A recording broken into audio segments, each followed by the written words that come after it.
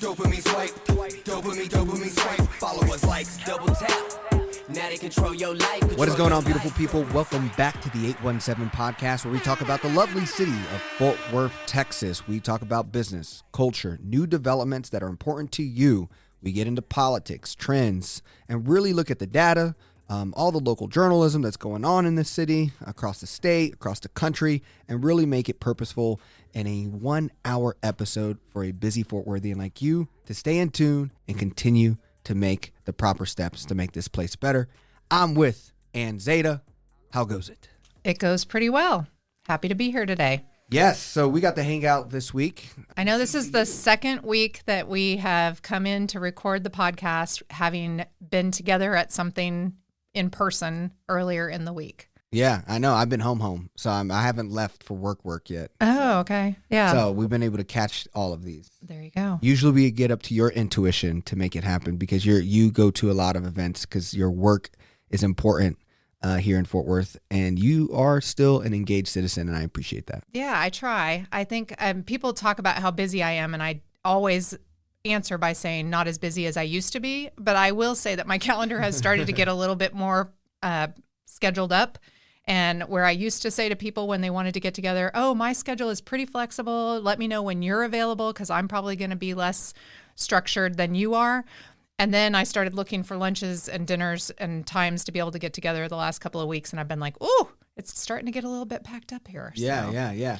And so we were on your campus, TCU. Did you go to TCU at any time? I did not go to TCU. I, for some reason, thought you did something there at No, one I point. live right near TCU. Okay, I guess so. that's it. I actually went to 2 events at TCU in the last couple of weeks, and I walked to both of them from my house. Yeah, I thought that's what you were doing. That's what I thought. I was wondering. I beat you there.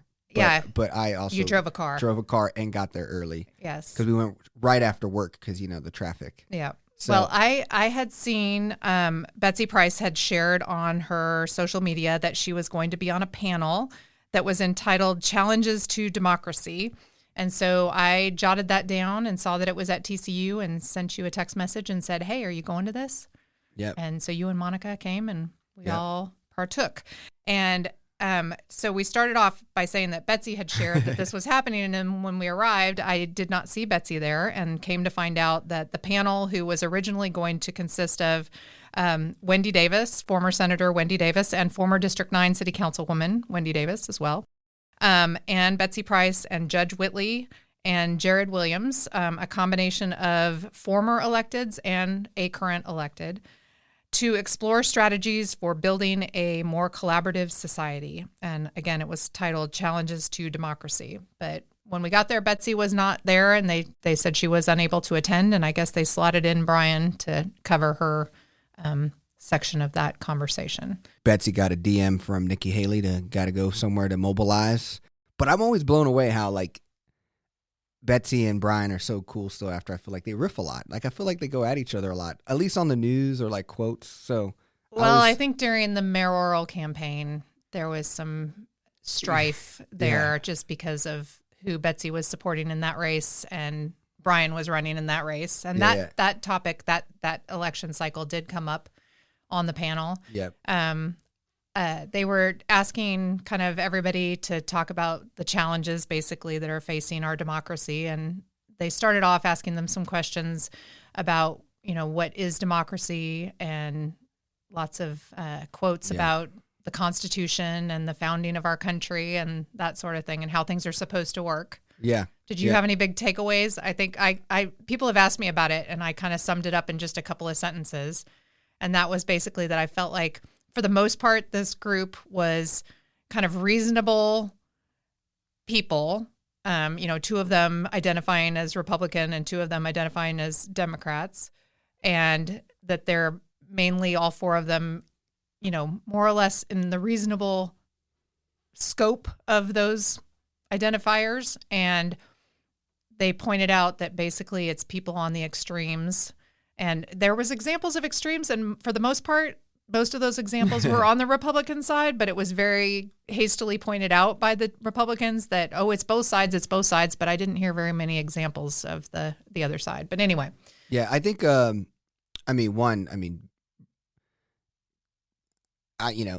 if Brian Byrd thinks gay people are going to hell, he is a part of the extremism piece, if that is how he feels still, from a recording from a long time ago. Yeah, that didn't come up on the panel this go around.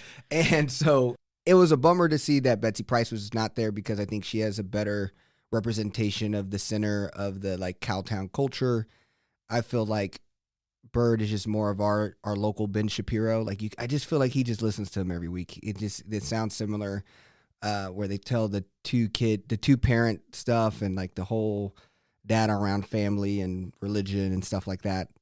But he's likable though. I guess he was He almost always points out a book that he's read that I always go and look up. And the book about Abraham Lincoln that he mentioned, I went and looked up and started listening to the book on tape. And it is very much about how you can work with and get along with people who are not necessarily of the same party, and how Lincoln appointed people to his cabinet who had all been his adversaries in his presidential election. And that I found to be very interesting. So I think he reads a lot of things, and I'm not necessarily sure he follows through with all of the things that he reads about in the way that I would. But as he pointed out on the panel, he mentioned that I was there and that we had served together on the council, and that we don't necessarily agree on everything from a political perspective, but that we were always polite to one another, and that he was told when he got on council that that's the way Fort Worth City Council runs, is that we don't throw each other under the bus or get personal or call each other out, even in disagreements.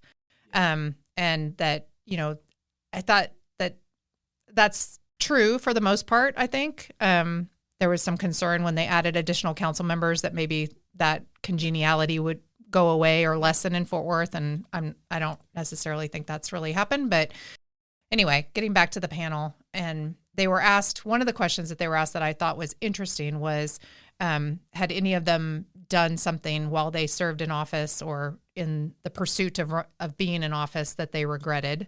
And most of it was kind of to that piece about being not being rude to one another, understanding that everybody's a person, knowing people as people and not just their political association. So I thought that was interesting. I think Jared Williams made a point of saying that when he runs, he said he collects all of the political mailings, which I do too, but I haven't kept all of them. Like I keep them through that election cycle. He has a file cabinet apparently full of all the campaign mailings that have ever come to his house. But he said that he focuses on putting information in campaign mailings that tout what he will bring in his service, and not attacking or pointing out negatively the person they're running against. And so I think that was one of the regrets that Brian mentioned that he had for things that he did in his mayoral campaign. But he made a comment about taking 1.5 years to recover psychologically from that race, and that I felt that in my soul, having participated in that same campaign. I think my couple takeaways was, number one, the demographics of the room. I mean, everyone was white, older. There was a comment about we shouldn't have two 80-year-old presidents, and you kind of looked at me and was like, hey, well, the people who vote are also older. The people who come to this room are also mainly older. Yeah. Yeah, I think it was a journalism, the TCU School of Journalism, and alumni organizations that put that out. And I didn't see any publicity about it except for Betsy sharing about it. And so I think it mainly went out to like the Silver Frogs, which are the older alumni of TCU. I got to see a lot of people that live in the neighborhoods around TCU that I hadn't seen in a while, so that was really nice. I think that definitely that demographic was not super diverse. Yeah, my other take though was Glenn Whitley. The powerful part, I didn't stay for the whole time, but Glenn Whitley acknowledged like the whole voting stuff and how much of a scam people are worried about voter fraud and how that's just simply not true. I thought him talking about that, people clapping after that, being like, oh, okay, so there's some consciousness in here. People are thinking for themselves. Yeah. That was really nice to see. And then Wendy Davis, I thought her comments around Texas being afraid of its citizenry was a really beautiful, eloquent way to look at it on how we don't make it easier for people to vote. I thought that was awesome as well. Well, and they did touch a lot on the redistricting as well. They say like over the 10-year period between censuses when they The districts exist and people move around. And so sometimes they move towards being more 50-50 and being more, toss up that either party could win them. But then every time that redistricting happens, it's the people who are in power at the time that get to make those decisions. And therefore they go back to making them as safe as they possibly can for their constituency. And all of that is just really frustrating to me because, having served in a nonpartisan office, I worked really, really hard to make sure that I was representing everyone. And I think that even if you win in a partisan office, ideally you would still represent everyone. And I see us moving away from that, which is, I think, the reason why they put this panel together to talk about that. And I think my takeaway was that all these people are reasonable, rational people that agree that these extremes are wagging the dog. And I don't know that I came away with any solutions to that, because those sound bites and fear tactics are causing those extremes to come out and vote, and then you continue to kind of get that extreme result. Yeah. And that is, it's always going to have to take the party to look within themselves, the moderates from their party, figuring out the battle with their extremes. And currently Tarrant County is just under attack because our moderate Republicans won't step up to their extremists who are winning elections over them. Let's go ahead and move into story number 2, which also kind of plays to this stronghold. I feel like it kind of goes together in a little bit. Fort Worth Magazine just had I saw the Instagram post, and it was the Fort Worth Magazine with a Longhorn on it, and the title was "Don't Cali Our Cowtown," and I'm like, here we go again. But reading the article, it was by Brian Kendall in the Fort Worth Magazine. It's really long, and it provides a lot of interesting data or storytelling, and it's really informative. So being a short story, we won't be able to get through it all. Yeah, we encourage you to go read it. It is very long, and it goes into a lot of data, both about Texas and California. Yeah, and so I think at the end of the day, the reason why we're talking about it is because it just to me, Fort Worth Magazine is one of those publications that frame in the existence that Fort Worth cowtown and cowboy culture is the epitome of what Fort Worth represents, and it's the best part of us. But now that we're growing, we can't have our cake and eat it too, which was a comment he said in there. And I think that whole framing is why I'm not a fan really of the Fort Worth Magazine. Like, I don't listen to it or subscribe to it, but I do appreciate the young journalists who tried to make it more modern. What was your take? Well, I mean, it's interesting because it's basically a whole article talking about Californians moving to Texas, and that whole thing of anytime anybody suggests that we consider anything that might have originated in California, that this is something that we must battle with all of our might. And as a Californian that moved to Texas 33 years ago, I guess I was ahead of this curve of all these Californians coming to Texas. But they're the influences they're talking about, they're saying perhaps aren't really changing Fort Worth in the way that people think that it might be. Because many of the people from California that are moving here are probably more of a conservative leaning folks. I had a conversation with somebody the other day about how we are a city approaching 1 million people. And everybody thinks that if we don't hold on to our small town culture and mentality and feel, that we're going to be losing everything that is good about Fort Worth. But we're not a small town. And those weren't the good parts of Fort Worth. Yeah, and if we hold on to some of that, we're going to end up having the negative things of growth that are pointed out in this article impact us even more negatively. So you can still have the welcoming, the friendly, all of those things can still happen. And you can still realize that you have to plan for growth, and you can't continue to have your transportation be the same as it is when you're a small town, have your infrastructure be the same as it is when you're a small town, not embrace a variety of housing types to accommodate the people that are coming here. Yeah, we don't. One, the idea that this old small town Fort Worth was the thing that makes Fort Worth cool. No, what makes Fort Worth cool today is where Fort Worth is going. Fort Worth in the past, in my argument, would be the reason why Fort Worth may not grow to its potential, because we're holding on to small town roots. And what happens with small town roots, we then create growth that makes us feel more and more like suburbs because we don't want to feel like a city. We continue to expand out, pit people in islands in their little neighborhood blocks. And yeah, it feels like a small town because everyone in that little block knows each other. And Fort Worth is starting to clump together into those spaces. The other part about it that just gets really annoying about it is just, the Fort Worth Mag's description on the Instagram. This is what the post says. We don't suspect anyone's to trade in their horses for boogie boards or cowboy hats for frosted tips.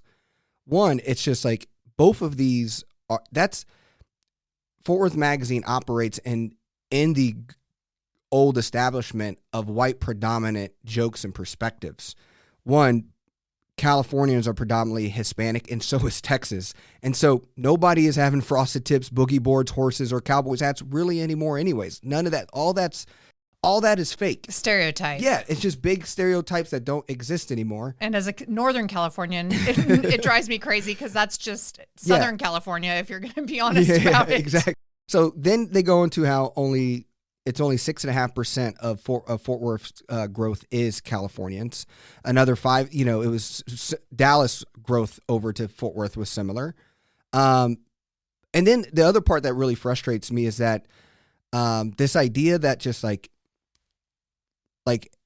the problem is California is moving in. It's more everyone wants to still live in a small town in Fort Worth.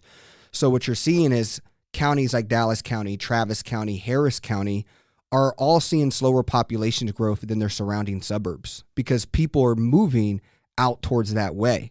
And so that lack of wanting to grow up and live in a big city is what's killing Fort Worth, is us wanting to still act like everything is small. So we continue to expand out rather than building a really strong center. Yeah, and that's not economically sustainable either, because people go out and live in those areas and then they don't have the resources and the amenities that they really want. And then they demand that those things happen. And then the city's pushed into providing those things in a more sprawly, spread out way, which is more roads to pave and maintain, more infrastructure, buildings, community centers, all the different things that people, once they get to a place, go, oh, these things are missing. Now we want the city to provide those things out here. Yeah. So I think, and but they did mention that transportation needs to be, namely public transportation. So I'm always going to give a shout out when somebody speaks up and says we need to improve public transportation. And then the other big piece that I always hate is when we act like California is going to the dumpster. Anyone ever been to California? It is way cooler than where we live. All right. I mean, we got potential. The only people are here because it's affordable and there's potential. And I'm reading stats right here, and this will be in the show notes.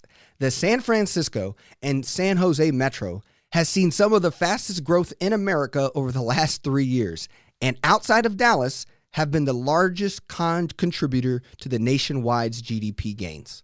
So this whole idea that California is not economically viable also just has to stop. It's just not factual. Yeah. So it's just, I mean, as a person whose entire family lives in California and my children have left Texas to go to California, I hear the stories and people pointing out, the scary big cities and naming off these cities that are struggling with all of these things. It's not that they're not struggling with these things, but they're not as terrible as these. It's all that fear tactic stuff, No, don't go to this place or that place. We went to San Francisco over Christmas, and yes, there's homelessness in San Francisco, but I just think that it's not, it's like pointing at the boogeyman. Yeah.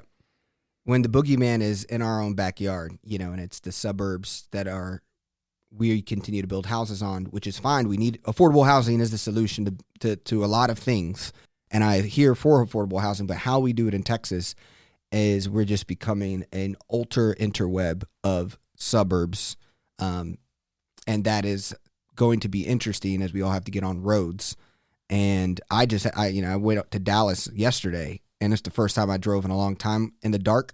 And I was like, man, this is since coming back from Japan, I was like, I now realize, well, this is actually a horrible way to travel. I is. so wish to be on a train right now. So I'm not stressed about getting in a car crash right now, trying to go to the Mavericks game.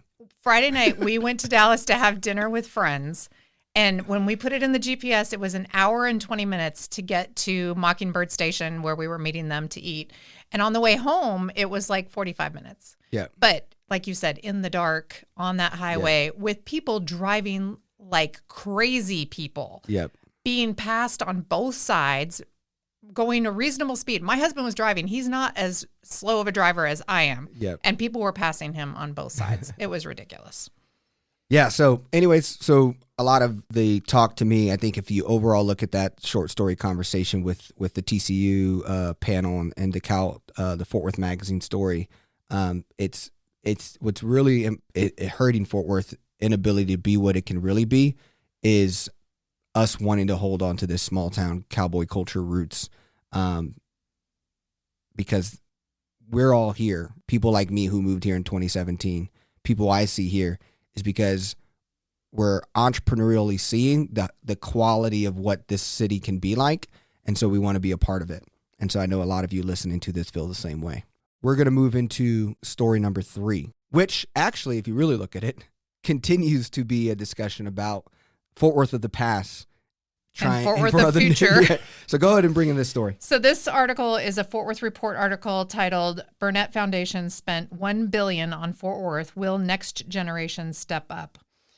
When Fort Worth's population was no more than 400,000, Ann Marin was about to receive so much money that at first she didn't know what to do with it. So she basically set up a foundation, and that foundation has funded, as the title of the article suggests, $1 billion in Fort Worth.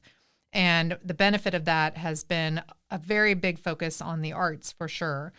But what I thought was interesting just about the questions that are being asked in here, because the Burnett Foundation has distributed its funds and is going to be no more at some point. And that is leaving a hole that will need to be filled. And what is going to take the place of that? And this harkens back to, in what aspects of quality of life should be supported and funded by your local government, and what should be supported and funded by nonprofits and the private sector and the whole public-private partnerships that the city of Fort Worth is so well known for. Because some of these dollars are no longer going to be here on the private side. And as someone who runs a nonprofit now and is in circles of all these nonprofits, we're all competing for the same dollars. And, if people change their mind about what the area of emphasis that they want to be, or as this article talks about, the next generation of those families has a different focus and wants to do something different with those dollars, that's just not something that's going to be able to sustain what has been funded through these things in the past. So the article does go into the future of what philanthropy will look like in Fort Worth and who's going to fill these holes. And there are other foundations that are listed, but I think that what I think about whenever I see these articles and these conversations is every time there's something that needs to be funded in Fort Worth, the jump to by residents is, well, why don't we ask this wealthy family to pay for that? Or why don't we ask that wealthy family to pay for that? And then people get upset when wealthy families do make decisions about what they want to spend their money on, which they have the right to do. And they say, oh, they're just greedy because they're doing this or that or the other thing. And I just think that that's not the case. I think we should not look to wealthy families as a sustainable forever way of funding the things that are important to us. We should be glad that some of those wealthy families did choose to do that, and some of these foundations were set up and funded some amazing stuff. But it's not going to be the end-all, be-all of how these things go into the future. And so as this article points out, they're going to have to find some other ways. And we all need to step up and support the things that are important to us. Yeah, and when I hear people talk who are close to kind of this legacy, there's a lot of optimism about their kids in the future of who gets passed down this money. But then I hear another set of people like, these people do not care about Fort Worth, don't live in Fort Worth, and they're past this, conversation. I think where my challenge is, the problem with billionaires is like, they're most likely going to fund TCU and the Modern Art Museum and not even think about something like the Juneteenth Museum. When you're a part of how you donate is a part of how you see the world. And unfortunately, when you get rich and wealthy and it's legacy, generationally, that money's tied to an aura of way that things have been. So you don't invest in more equitable organizations that look like the people of today. And I think that was something I would feel like, even going all the way up to Mackenzie Scott's donations. Like, Mackenzie Scott did great donating, but she donated to very legacy organizations, when she did it. So I think that's just a billionaire issue as a whole, is donating to people who don't look like you and large institutions that have been here for decades, because then you just get the same. That would be my big thing. But I don't know if Fort Worth's going to have enough rich people in the future to fund it. So, like you said, we need to put it in the annual budget for the city. Yeah, budget, yes. Not just the whims of individual people's passion projects. No, I think it's kind of just part of that same culture we talked about of getting ready for the new Fort Worth and where Fort Worth needs to go to really be awesome. And how do we deal with the legacy perception that the good old days was actually the peak of Fort Worth's greatness? All righty, well, we're excited to have our big story be an interview with Chrystal Gayden. She is an attorney, but also the Tarrant Democratic Party chair. And that has been new leadership in a position in an organization that is looking to get us mobilized. They had a fundraiser event this weekend, and they had a great showing, and it was Mardi Gras theme, and sad to learn about it late. But we're excited to have her today afterwards to talk more about the future of the Tarrant Democratic Party, have an honest assessment of where we are today, and it was just good having her here in person. And please follow all Tarrant Democratic Party's social medias. That will be into the descriptions as well. And we look forward to having her on in the future. Here is Chrystal Gayden.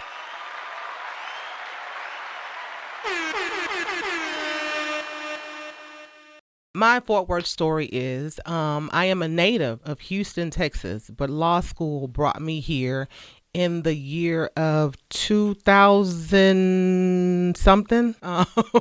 And so I attended Texas Wesleyan. I graduated from Texas Wesleyan, and I have been here ever since. I think I graduated in 2009. Yeah. And so my dream was to go back home to Houston. But that didn't work out. And so I've been here ever since. Built a practice. That in common. Yes, we do. We do. I moved here and did not plan to stay as well. Yet here we are. Here we are. Making a difference. Absolutely. Yeah. So I've started a practice here, and I've just settled in Fort Worth. Yeah. What do you miss of Houston that you wish Fort Worth had? What do I miss in Houston? Democrats in control.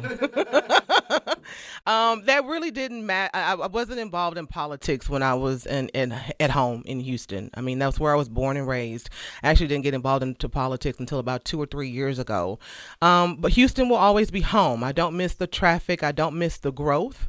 But I spent the majority of my life there, and now Fort Worth is now becoming the majority of my life. And so there is a slower pace here, more of a sense of calm, if that even is, it's relative to time frame and what you have going on in life. But home is home, and, I've made Fort Worth home.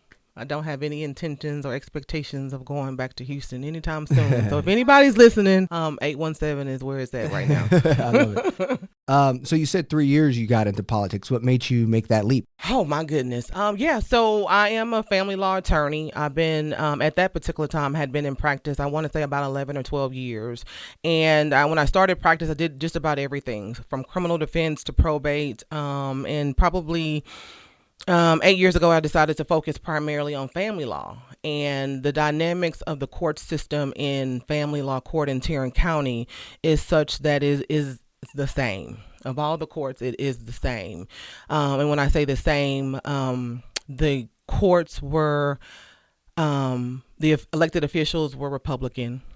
Everybody looked the same, had similar backgrounds, but the people that came in there who had to rely upon the judges to make the decisions were not the same. And so the same rulings and the same dispositions were being laid across the board, regardless of what was happening. And so I decided, well, we can't keep doing that, right? My practice is very diverse. I think Tarrant County needs a very diverse court system. And so I decided to throw my hat in the ring and run for family court judge for the 324th District Court.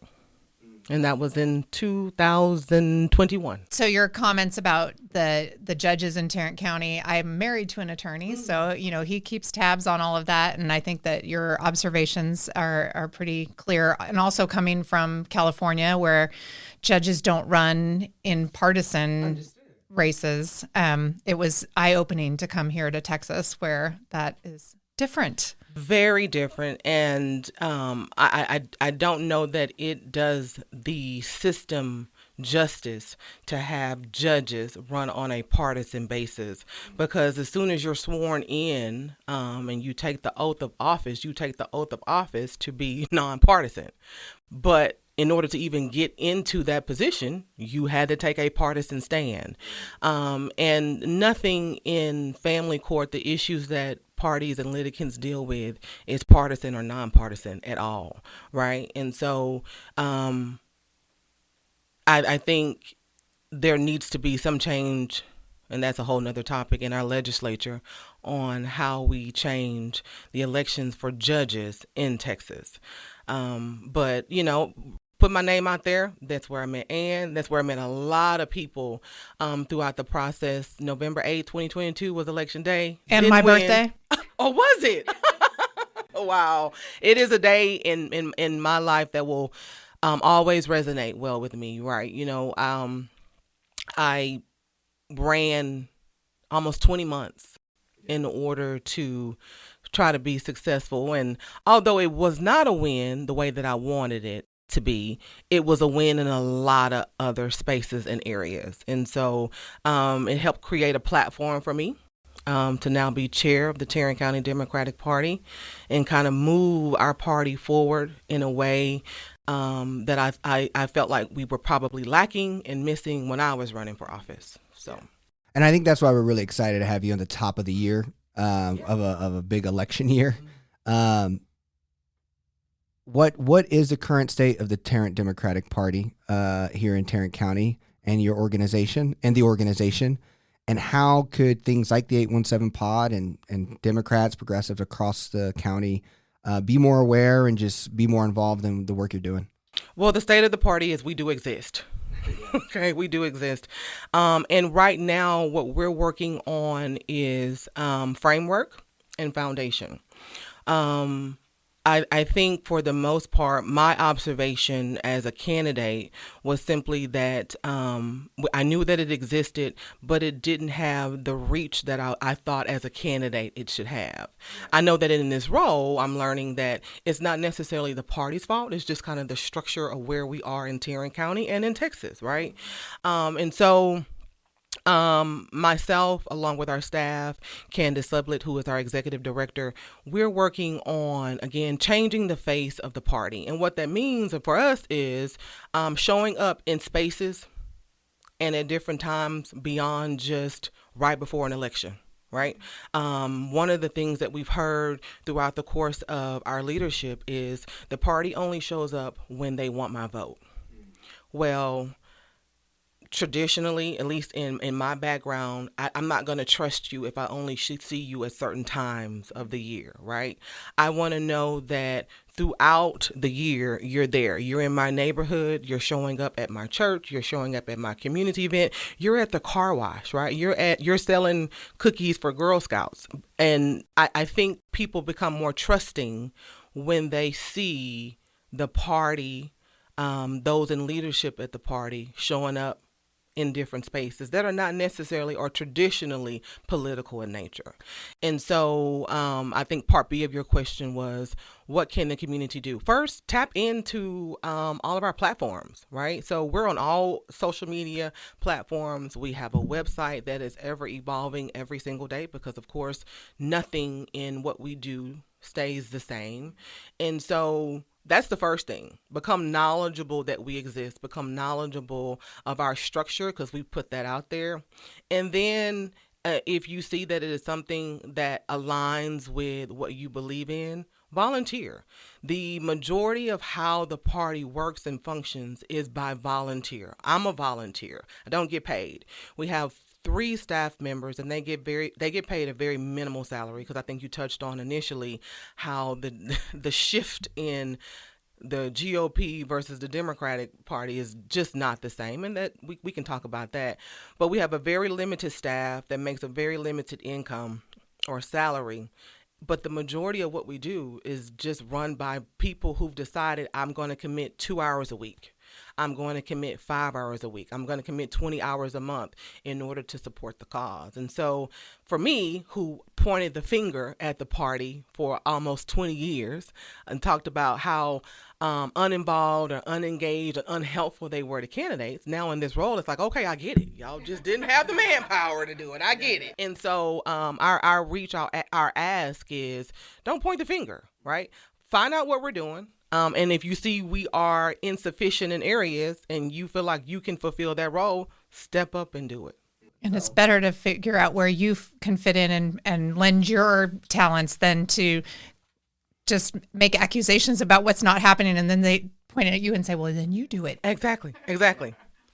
Yeah, and I think I've been bitter with the Tarrant Democratic Party, more because I've ran this podcast for 3 years, and I've had more Republicans reach out or easier to coordinate, and I don't even think y'all knew we existed.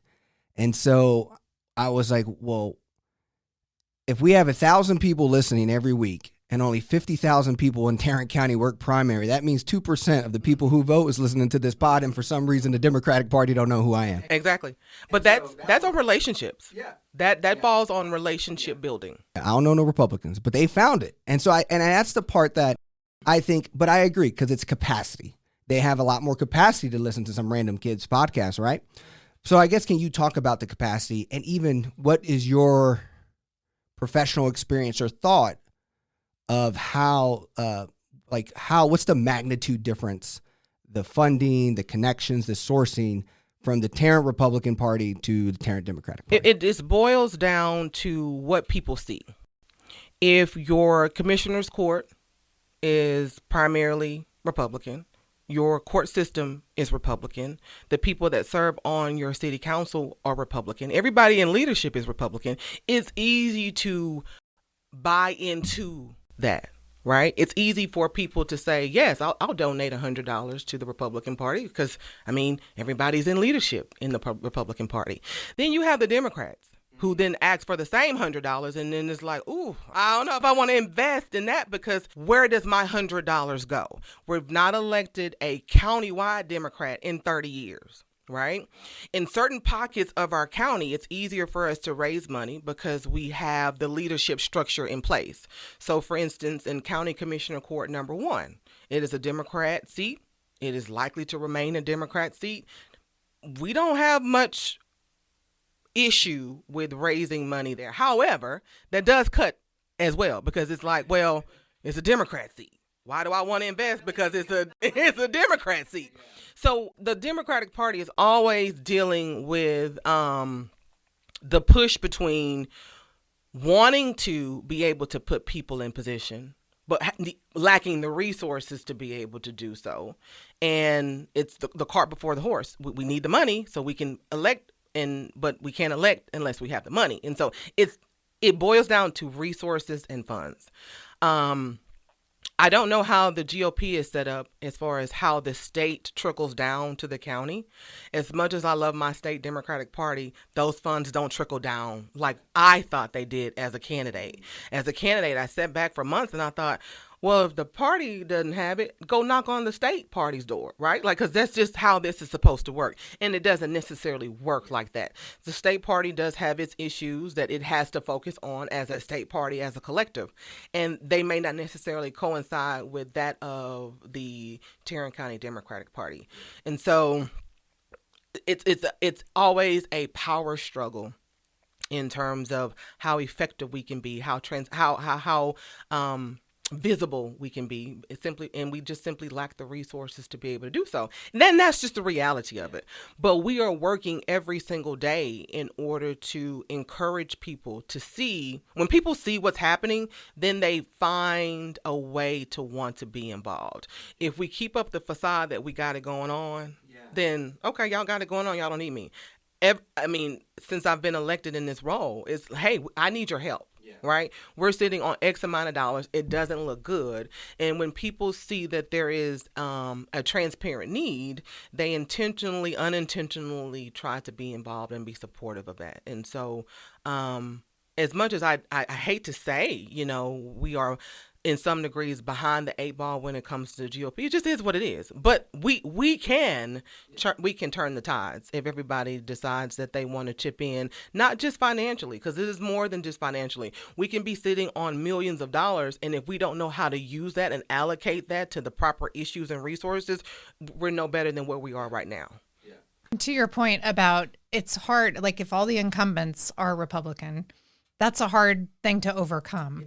And so even to put your name on the ballot as a Democrat oh my goodness, it's a hard thing to do. I mean, running a campaign is a challenging thing. It is. And you put yourself out there and you have to raise money and you have to do all these things. And a lot of people are just like, oh, but you're never going to win in Tarrant County. Tell me about it. But unless you try, there's not going to be anybody on the ballot for people to choose from. So, and right now we are really just, and it's sad to say, give voters options, right? When I decided to run for judge in a county that hadn't elected a Democratic judge in 30 years, I got that every single day, right? What are you doing? There's no way that you're going to win. And of course, my opponent was a Republican. Certainly and honestly believe that I out-campaigned her. I, in fact, outraised her, and it still didn't matter, right? What really matters is figuring out how we can impact voter engagement and get people to the polls. And I'm so tired of saying that. I am so tired of saying push people to the polls. And I wish that one day I woke up miraculously and I knew what the way to go about figuring out how to push people to the polls, short of knocking on their door, grabbing them, putting them in the car, buckling them in and taking them to the polls. Which, are we not allowed to do that anymore? I thought there was some changes. Unless you're mercy culture, then you can do it. Exactly. I'm truly invested in trying to figure out what it's going to take to change the mindset. Yeah. No, and I think that's positively. I feel like there is, if half or more of the Tarrant County is Democrat. It is. We have more registered Democrats in Tarrant County, and we've had more registered Democrats in Tarrant County for over 30 years. We just don't vote. I so don't get that. And like you said, if you could figure out what could trigger people to do it, because as someone who grew up with parents and grandparents who were like, vote. You always vote. Mm-hmm. And as someone who took my kids to the polls when they were young and Absolutely. Now they vote, I find, even if I don't think that my vote is going to count, I'm going to go do it right. Because that's what I do. But I don't know what it was that made that true about me. Understood. That I could impart to somebody else to get them to do it, other than it's your civic duty. We were in Australia during a campaign cycle, and they have compulsory voting there, and you get fined if you don't vote. How about that? So there. I'm all for that. But you would think that the election of Trump would have innately created a compulsory vote. Yeah, that happened on my birthday as well. Oh. 2016 election day was on my birthday as well. Wow. You would have thought, the abolition of Roe versus Wade would have done it. And it's like, what other issue could be taken away from us that would trigger the compulsory voting in us? And I hate to say, when you take something away such as voting rights, then all of a sudden now you want to vote, right? And so it's like, y'all don't realize that's next. Like, there is a hinge, a press to suppress the vote, to take away the vote. And the way that the politics are moving, it's like, y'all don't see, like, the writing is on the wall. And so I don't want to get to that point, right? You don't want to get to that point because then it's too late. So what we are learning is sometimes you have to make things personal. Make things personal in order for it to click that, whoa, I got to do something. The traditional voter, average voter, they are dealing with, children, food insecurities. They're dealing with life, right? And maybe voting doesn't fall within lifing, right, at all. And so when you have to weigh what is more important, me going to work so I can pay my bills, or me going to stand in line to cast a vote, 9 times out of 10, you're probably going to go to work and so you can pay your bills. And so the issues that the Tarrant County Democratic Party are dealing with is trying to overcome all of the distractions that people are dealing with on a daily basis and get them to realize that as much as your vote matters, because people are tired of hearing that, as much as I'm tired of saying it, right? Because it's just one of the, you've heard that since elementary. It is focusing on why it matters and the impact of what happens when you don't vote, right? Because your failure to vote is in fact a vote for the other side. And that's how Trump got elected, right? I think people just didn't think that it was possible. Like, no way. Yeah, and I think at the local level, we're constantly pointing to what local officials make decisions about funding, where it goes, the things that they are supporting. Right. And so that can lead to people kind of understanding. And then, but they would say, oh, maybe it doesn't matter at the federal level, at the state level. But I'll tell you, here in Texas, there's some things going on at the state level Absolutely. that impacts your daily life. I would love to dive into more looking at like the Tarrant Democratic cohesion now of just like, as an outsider looking in, I've never ran for office, never participated. You're the problem, EJ. You've never participated. See, I didn't want to be the one to say it. I'm new to the show. I feel like this 817 pod has been a very important part too. Why young people give a rat's in Fort Worth. And so I would say that I think the kicker to me is it looks really fragmented with like we a lot of infighting. Like you got the ultra progressive kind of young, let's go, and then you kind of got the establishment kind of we work our way up, and I worked for this person, and it's just like, hey, what's your kind of take of how do we corral everyone to be on the same page? Because for some reason I feel like even when Trump is crazy, they all still together. They all like even if Tim O'Hare is canceling funds, we all here together. But for some reason, like here, it's like we step on one crack, oh, we don't like him anymore, and it's just like that. What's your kind of take on where we are with that? So I come from a household where what happens in my house stays in my house, right? We can fall out in the household, but when we hit the outside of that door, we are a united front. That's just my background. I have to understand that my role as chair is not to be a kumbaya. I just can't. I can't. My role as chair is to get Democrats elected, simply put. And I do that by using the resources, the volunteers that we have in order to make that happen. The internal divide that we have will at some point in time work itself out. I'll tell you, I got elected July 8th, and that's what I was about. Kumbaya. We got to get this together. We got to make this work.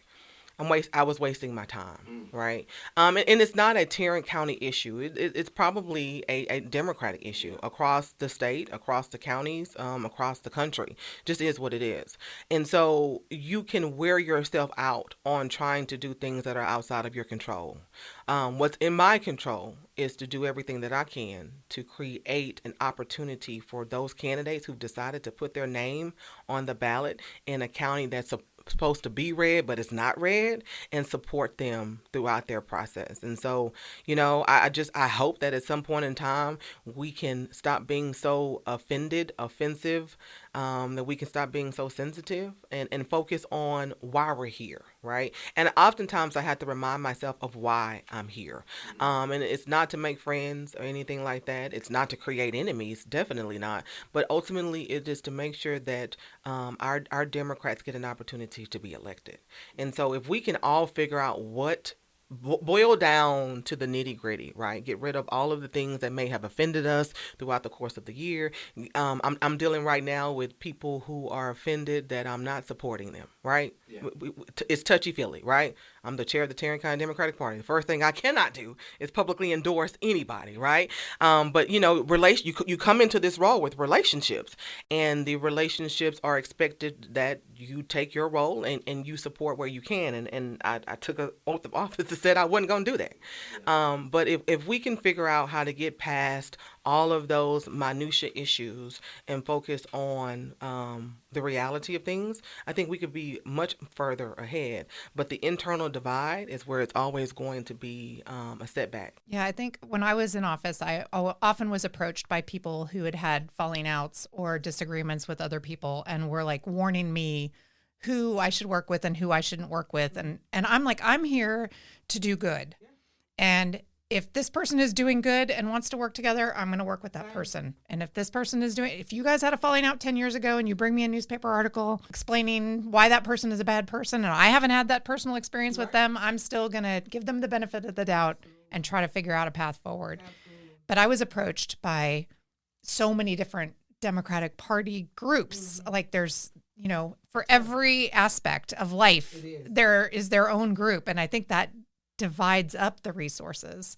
And it's a big tent too. So when you're dealing with that big of a tent, you have things that you don't agree on.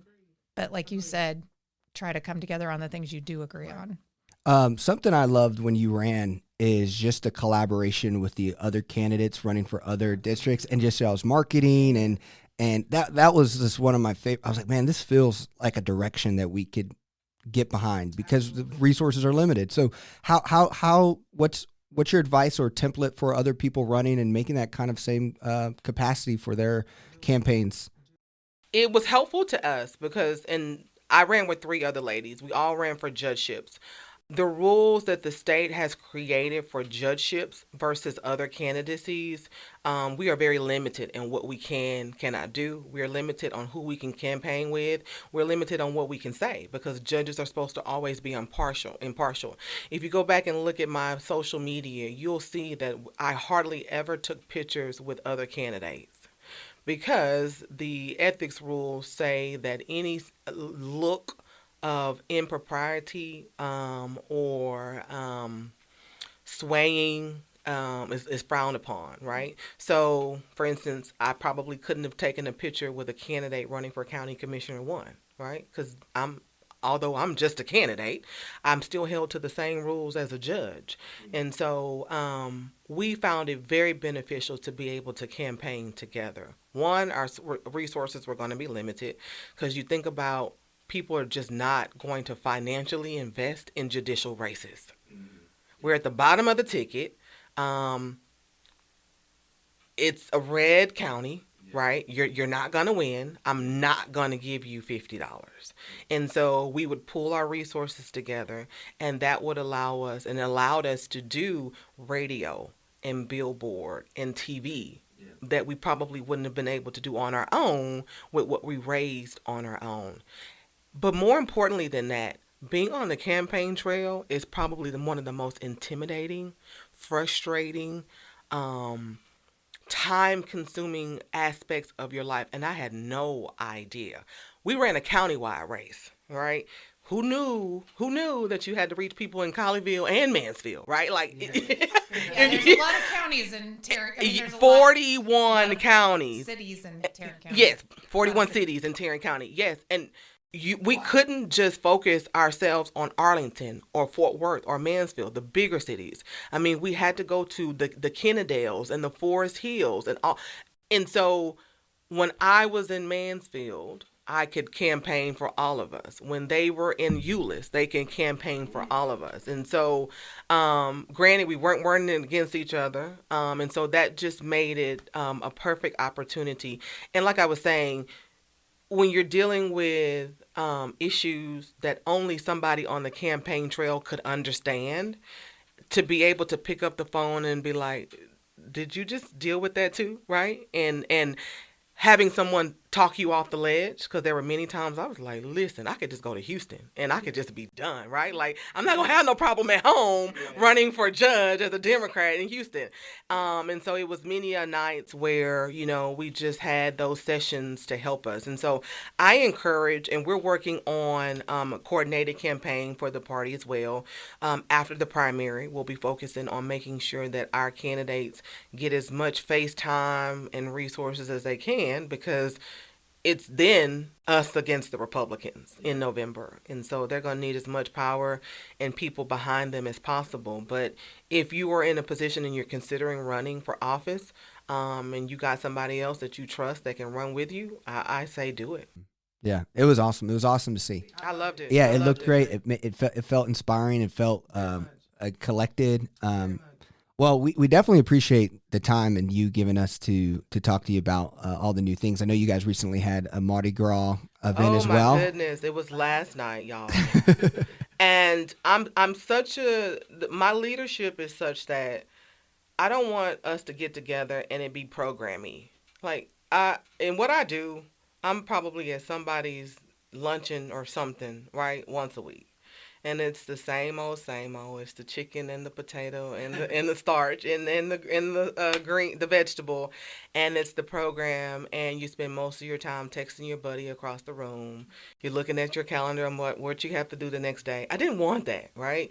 Because starting Monday, it's boots on the ground between now and November, and so the Mardi Gras ball marks the start of Democrats moving forward towards November. And I just really wanted it to be a fun experience.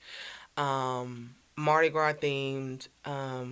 We had the bass and the drums and second line and the umbrellas and the music and all the things. It was a great time. We raised quite a bit of money. And so we can have that, a stash, so to speak, for our coordinated campaign coming in. But it was a great time. It was a great experience. And I encourage persons who are quite not sure about the Tarrant County Democratic Party, if you've never attended an event, let that be your first event. Well, thank you, Chrystal, for coming on. It is my pleasure. This was great. I need to be a regular. Yeah, we would love that. Yes. Well, we're looking forward to 2024. Wonderful. Thank you.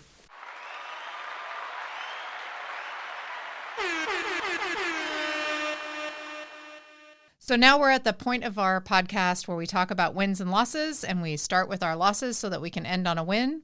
And my loss this time is an article in the Fort Worth Report that illustrates and highlights the continued infatuation that some of our policymakers seem to have on thinking that technology is going to save all of our transportation problems or solve all of our transportation problems. This article is titled "Plans for Flying Taxis Take Off in Fort Worth and Arlington." And again, just focuses on the idea that we are going to be flying around in aircraft called butterflies, which can fit up to 5 passengers plus a pilot and luggage and travel up to speeds of 200 miles per hour, flying for 100 miles. And some of these I think are electric. And so the idea is that they would be quieter. And so people wouldn't be bothered by having them flying, in their neighborhoods. But when it comes down to it, they're still working with FAA regulations. And the description basically says that we will probably be accommodating these in our airports. So this is not going to solve transportation problems in our neighborhoods. And ferrying around 5 people is not mass transit. And it is, while I think it's important to plan for and evolve with technology that is available, I don't see this as being some kind of transportation that's going to be available to every man. And if we put this much energy and funding and forethought and planning into tried and true mass transit options, I think we could be making greater strides in tackling these challenging issues. Yeah, this seems more like a win for rich people who need to go from DFW off their PJ to Alliance Center to do a business deal. Like that's, they don't want to the expenses of getting a helicopter and doing it all. This is more for that scene if this is really any type of real business, because you can't have as many taxes we have today on the road. You can't have that many in the air.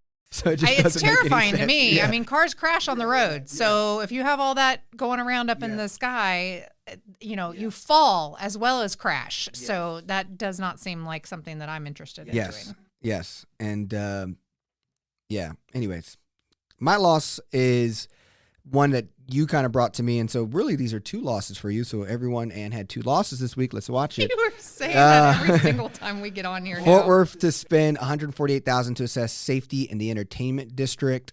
There's just a lot of conversation. I won't act like I know as much as I feel like you keep up with this kind of area of Fort Worth more than I do.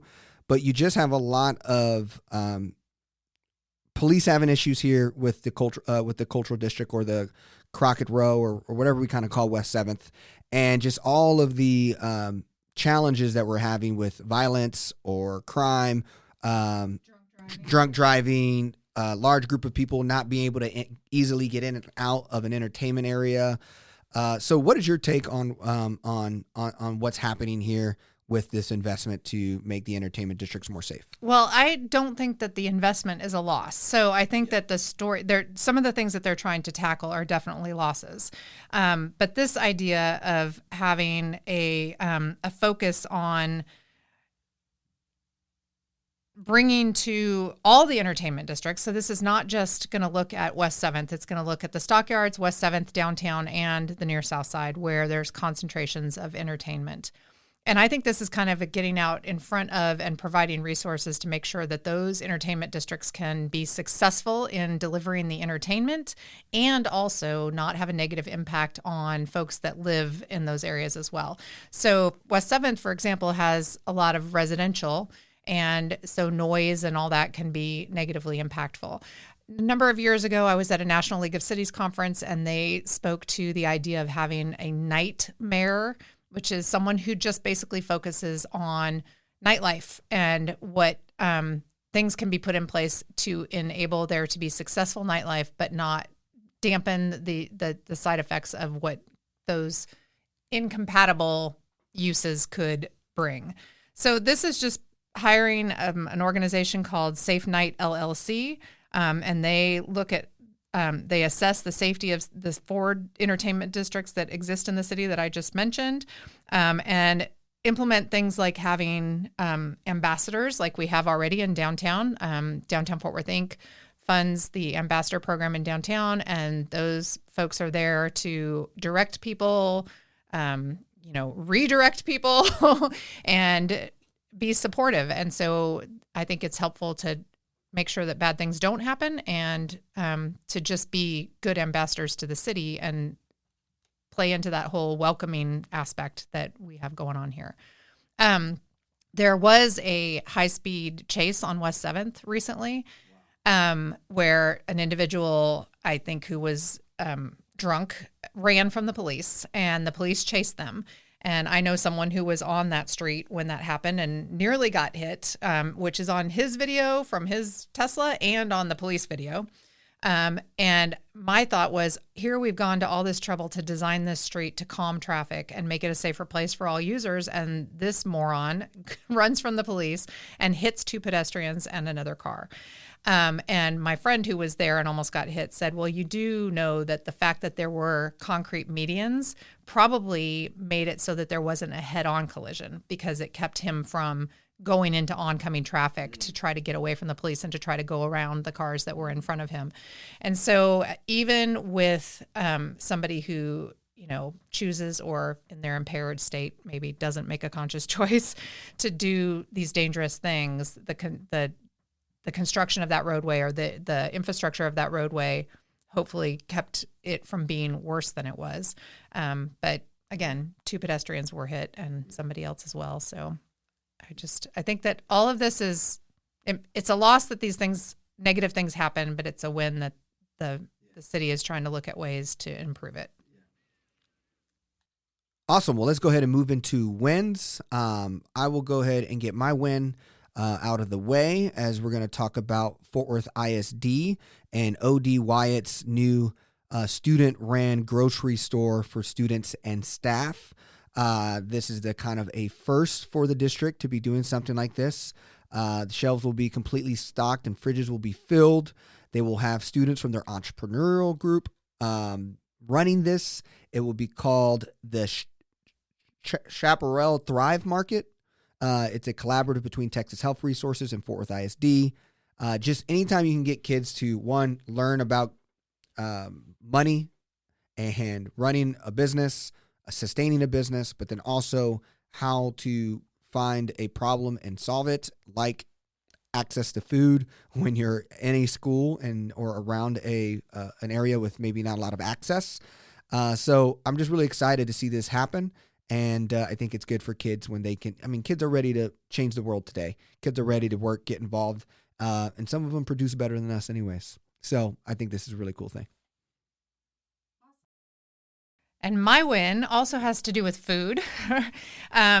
Keith Lee was in Fort Worth, and I saw a lot of hubbub on social media when he announced he was coming. He's a social media influencer who goes to restaurants and then critiques the food in those restaurants and posts about it. And he has quite a large following. So people were very interested in him coming to Fort Worth as well as Dallas, because when he originally started talking on his social media platforms, he was very focused on, I'm coming to Dallas, I'm coming to Dallas. And so a lot of people were saying, hey, you should come to Fort Worth. I even added some little tweets and responses to his inquiry about where he should go to suggest a couple of places. And one of the places that he did end up going to is a restaurant that is close to my heart. I was supportive of their endeavors from the very beginning when they first opened, or even before they opened, when they were planning to open, and that is the Taste Community Restaurant in Fort Worth near Southside, which is a nonprofit that provides healthy food without a price tag. So they have chef-prepared meals and volunteer wait staff and cooks and hostesses and all of the above. And he went there, and it was already really crowded, so he ended up leaving without any bags of food. But he was so taken with their mission that he went back into the restaurant and made a $4,000 donation and put it out on his social media platforms, which I'm sure is going to result 15 million followers on TikTok. Yep. I'm sure that's going to result in a large turnout. So I think everyone needs to put on their patient pants, because the folks that work at Taste Project are volunteers. And so, it's fabulous food. And you also need to take the opportunity to make a donation when you eat there if you are in a position to do that, because that's how they fund what they do. It's awesome. That's super cool. And sorry, my patient pants never fit me. And Jeff, the one of the owner, chef and owner, he is a good person. Like that. I've met him maybe once or twice on like some random groups, like social entrepreneurship stuff, and that's just a good guy. They came here from California. Ooh, way to wrap up the show. All right. Go. I think they lived in San Diego before they came to Fort Worth. And actually make something that's cool and relatable to the youth on TikTok, bringing value, bringing community together. There's no... addressing a social need. Yeah. I mean, wow. Look at how good these Californians are to our Fort Worth. All righty. Well, hey, everyone. Thank you so much for listening to the 817 podcast. We had a full episode with you today. So, you guys have been great. Thank you so much for listening to the 817 podcast. Thanks for joining us. Now they control your life, control your life. Dopamine swipe, dopamine swipe. Follow us like double tap.